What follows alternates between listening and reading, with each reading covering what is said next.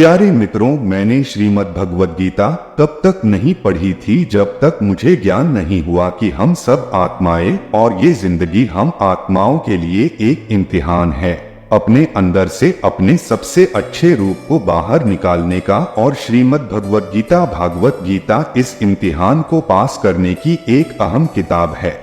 भगवद गीता के 18 अध्याय हैं और यह संस्कृत में परमात्मा द्वारा दी गई थी।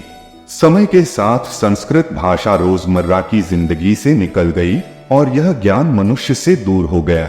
समय समय पर श्रीमद् भगवद गीता का साधारण अक्षरों में अनुवाद किया गया।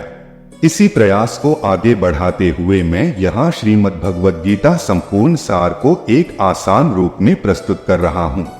ये ज्ञान परमात्मा ने भगवान कृष्ण के द्वारा सबसे बड़े धर्म युद्ध महाभारत की रणभूमि कुरुक्षेत्र में अर्जुन को कुछ 5000 साल पहले दिया।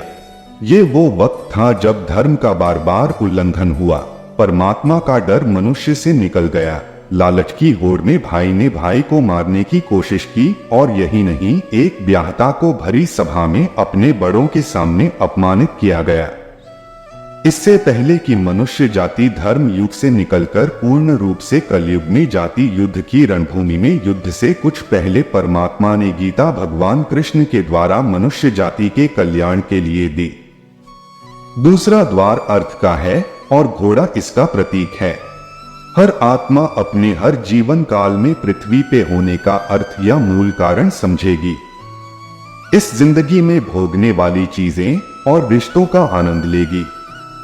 अच्छा बेटा और अच्छी बेटी, अच्छा भाई या अच्छी बहन, अच्छा पति या अच्छी पत्नी बनके हर दुनियावी रिश्ते पर खरी उतरेगी और इस परीक्षा को पास करेगी। तीसरा द्वार काम का है। भगवद गीता समझती है कि हर मनुष्य के अंदर काम, क्रोध, लोभ, मोह, अहंकार और ईर्ष्या जैसी 6 भावनाएं हमें अपने और दूसरों के प्रति नुकसान पहुंचा सकती है। इन भावनाओं को हर मनुष्य को हमेशा अपने नियंत्रण में रखना होगा, क्योंकि इनके बहाव में किया हुआ कोई भी काम हमारे जीवन भर की परेशानी का कारण बन सकता है और एक आत्मा संतोष और सादगी से इन भावनाओं पर हमेशा के लिए विजय पा सकती है। चौथा स्तंभ मोक्ष का है और हाथी इसका प्रतीक है। इस परीक्षा रूपी जीवन में हर मनुष्य हर समय कुछ इच्छाएं रखता है।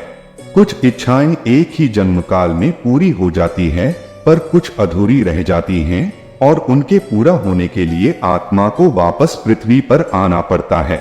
भगवद गीता समझाती है कि हमारी इच्छाएं ही मूल कारण है हमारे पृथ्वी पर वापस आने का, और अगर हम कोई भी इच्छा न रखें तो हम इस जीवन और मृत्यु से मुक्त हो सकते हैं। ये द्वार माफी का भी है। जिन्होंने आपके साथ बुरा किया उनको माफ करके और जिनसे आपने बुरा किया उनसे माफी मांग के मुक्ति पाई जा सकती है। जब तक आत्माएं इन चारों दरवाजों को जैसे धर्म, अर्थ, काम और मोक्ष को समझ नहीं लेती, तब तक इस आत्मा को बार बार मनुष्य के रूप में आना ही पड़ेगा।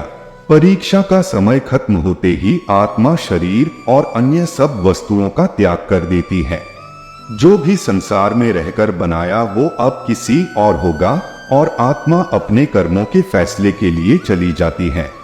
आत्मा के अच्छे बुरे कर्मों का हिसाब होता है।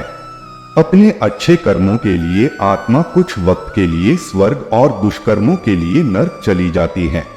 नर्क में आत्मा को अपने पापों के अनुकूल सजाएं मिलती हैं, पर सजा खत्म होने के बाद आत्मा को फिर से एक नया शरीर और नया दिमाग मिलता है इस परीक्षा में फिर से बैठने के लिए, और हर परीक्षा में वही सब फिर दोहराया जाएगा। जिंदगी के 4 स्तंभ धर्म, अर्थ, काम और मोक्ष को समझने के लिए हर जन्म में अपने कई जन्मों के कर्मों के हिसाब से हर आत्मा को कभी अच्छे तो कभी बुरे हालातों से गुजरना पड़ता है। लेकिन जब तक आत्मा परमात्मा के साथ योग को नहीं समझ लेती तब तक वो मुक्ति नहीं पा सकती। भगवद गीता समझाती है कि मनुष्य अपने शरीर, दिमाग या दिल से भगवान को पा सकता है। शरीर द्वारा किए कर्मों के माध्यम से परमात्मा को पाने को कर्मयोग कहते हैं। ऐसे कर्म जो परमात्मा की इच्छा से हो और दूसरों के कल्याण के लिए हो।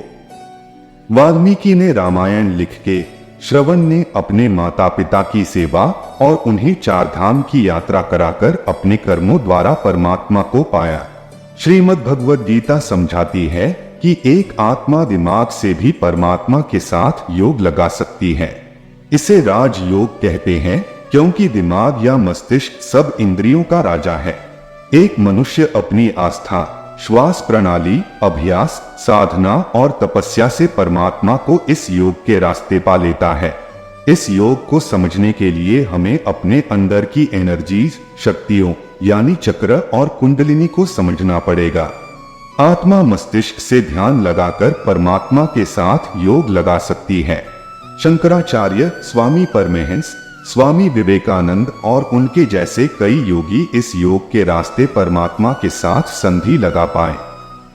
परमात्मा भगवद गीता में कहते हैं कि अगर किसी आत्मा को धर्म ना भी समझ आए, योग न भी समझ आए, पर अगर वो मेरी शरण में आ जाए तो मैं उसके सारे पाप माफ कर देता हूँ।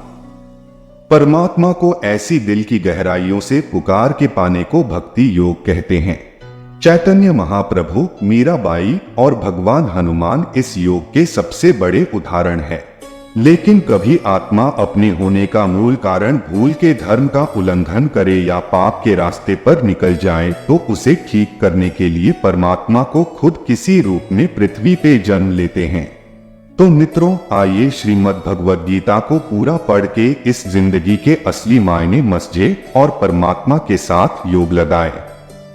अगर आपको यह भगवद गीता का सार पसंद आया तो इसे औरों के साथ जरूर शेयर, वीडियो को लाइक करें ताकि सब आत्माएं अपने यहाँ होने का मूल रूप समझ सके और इस जन्म और मृत्यु से मुक्ति पाके हमेशा परमात्मा के साथ रह सके।